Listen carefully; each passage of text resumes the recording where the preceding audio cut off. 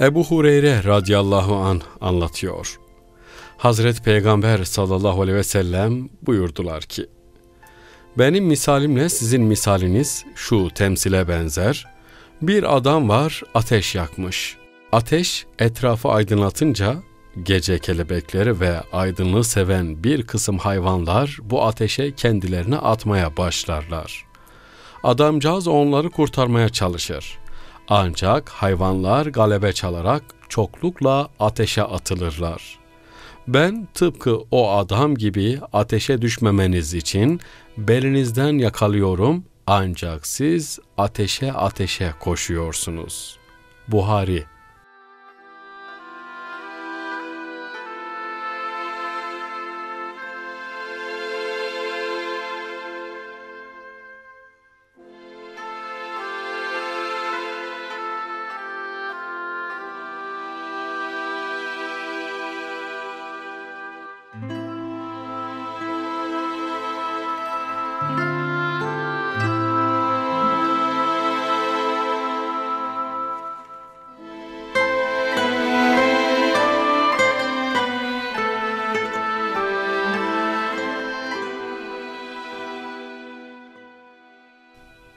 Resulüne iman ve itaat olmadan Allah'a iman ve itaat olmaz.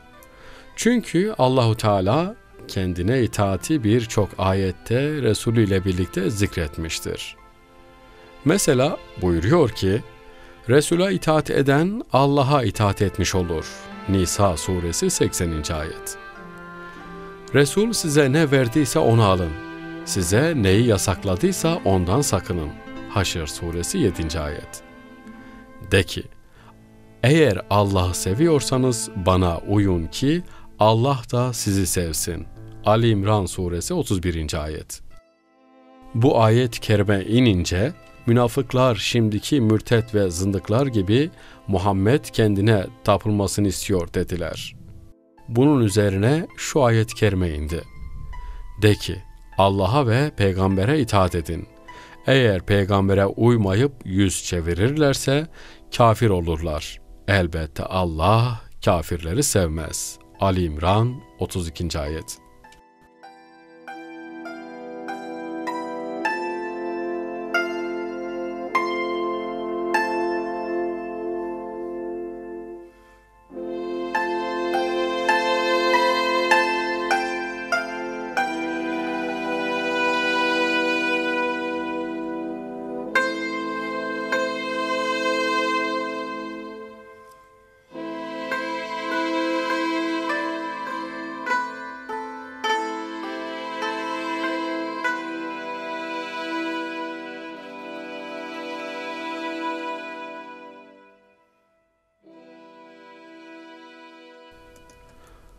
Allahu Teala Peygamber Efendimiz'e itaati emrettiği gibi ona muhalefeti, isyanı da yasaklamıştır.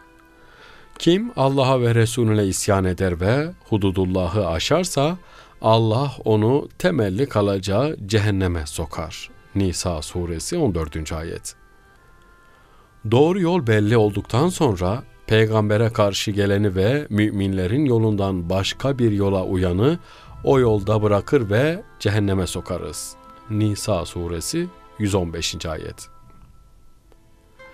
Allah ve Resulüne karşı gelen bilsin ki Allah'ın azabı çetindir. Enfal suresi 13. ayet. Ey iman edenler! Sizi hayat verecek şeylere, dinin emirlerine davet edince Allah'a ve Resulüne icabet edin. Enfal suresi 24. ayet. Allah'a ve Resulüne karşı gelen apaçık bir sapıklığa düşmüş olur. Ahzab suresi 36. ayet. Sünnet-i seniyeye uymanın farz olduğunu yukarıdaki ayet-i kerimelerle bildirmiştik. Bu konudaki hadis-i şeriflerden birkaçı da şu şekilde.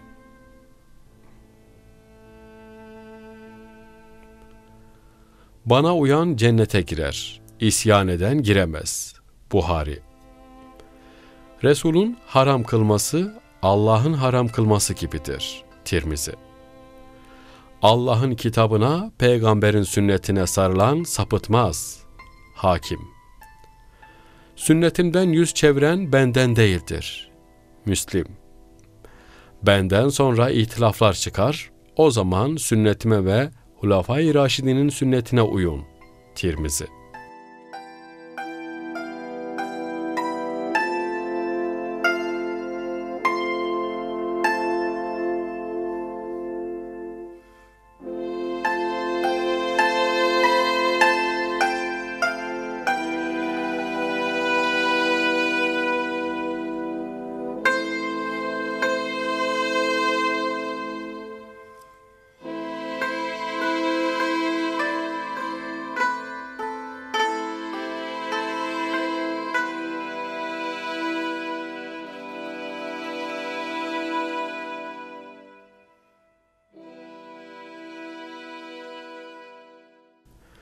Kur'an-ı Kerim Peygamber Efendimiz'e inmiştir. Muhatabı O'dur.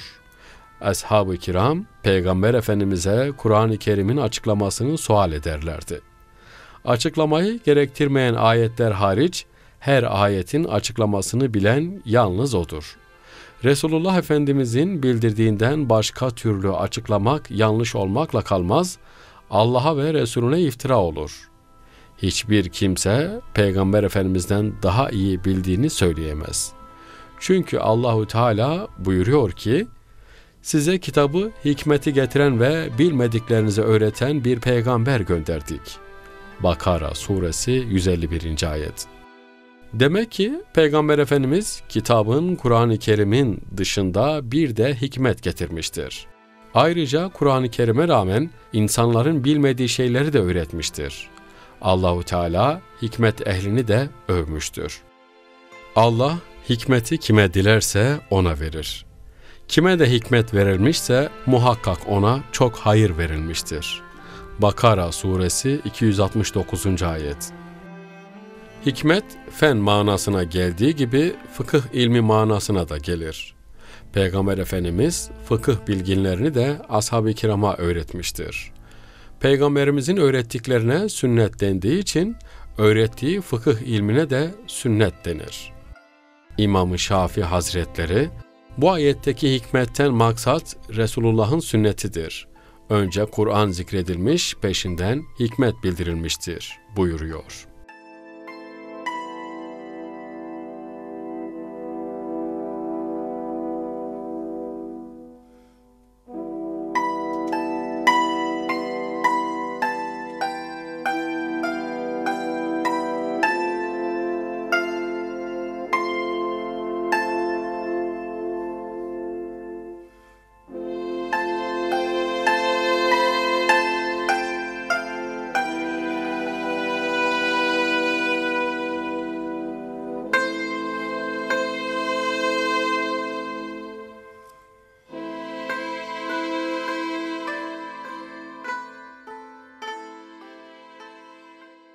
Kur'an-ı Kerim açıklamasız öğrenilseydi Peygamber Efendimiz'e tebliğ et yeter denilirdi.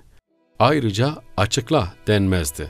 Halbuki açıklaması da emredilmiştir. Kur'an'ı insanlara açıklayasın diye sana indirdik. Nahl suresi 44. ayet.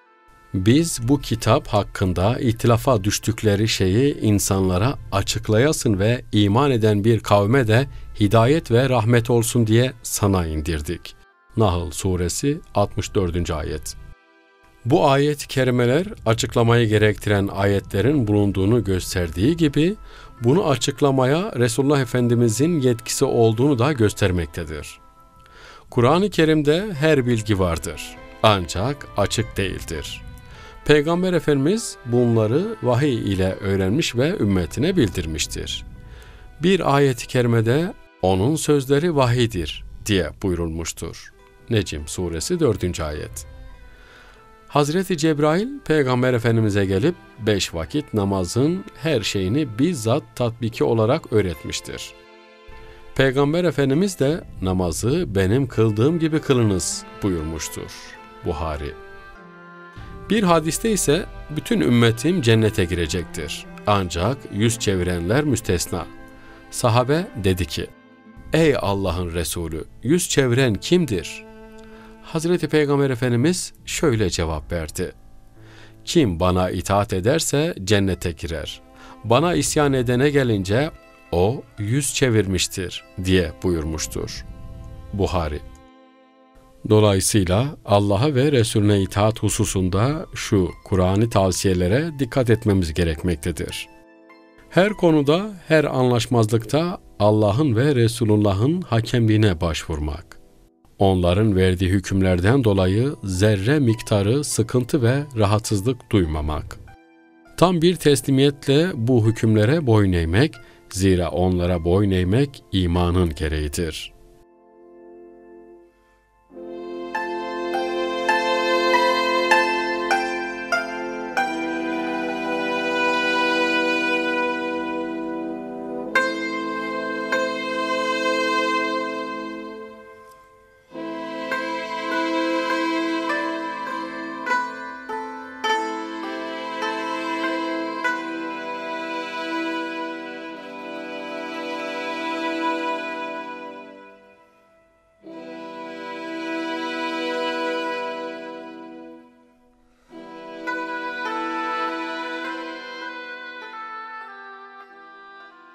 İnsanlar arasında onun dini olan İslam'ı yaymak, tevhid bayrağını yükseltmek ve Yüce Allah'ın kesinlikle izin vermediği putperestliği ortadan kaldırmak. Bu emirleri ve tavsiyeleri yerine getirmek ise Allah'ın emirlerine ve peygamberin sünnetine uymakla, onun ahlakı ile ahlaklanmakla mümkün olacaktır. Çünkü Hazreti Peygamber, ben güzel ahlakı tamamlamak için gönderildim buyurmaktadır. Tirmizi. Dolayısıyla şunu unutmamak gerekir. Kendisinden asırlar sonra gelmiş inananlar olarak hiçbirimiz onun ortaya koyduğu ilke ve prensiplerden başka yöntemlere uyma ruhsatına sahip değiliz. Onun belirlediği hayat tarzından ve bu hayat tarzının verdiği mesajlardan başka bir takım arayışlara girme hakkına sahip değiliz. Dünyada şeref ve izzetle yaşamak, dünya ve ahiret saadetini elde etmek için ona itaat etmekten başka bir yol yoktur. Bu, peygambere inanan, hürmet eden, yardım eden, onunla gönderilen nura, Kur'an'a uyanlar var ya, işte onlar kurtuluşa erenlerdir. Araf suresi 157. ayet.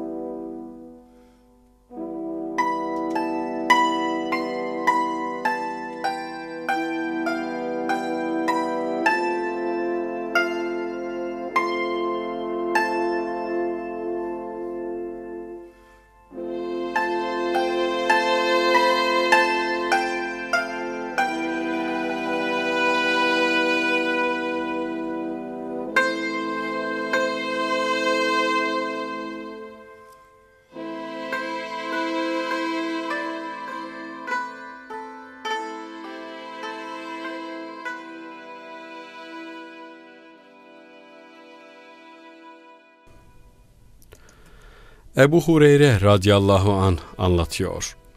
Hazreti Peygamber sallallahu aleyhi ve sellem buyurdular ki, benim misalimle sizin misaliniz şu temsile benzer. Bir adam var, ateş yakmış.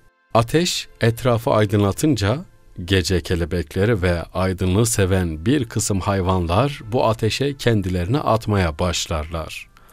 Adamcağız onları kurtarmaya çalışır. Ancak hayvanlar galebe çalarak çoklukla ateşe atılırlar.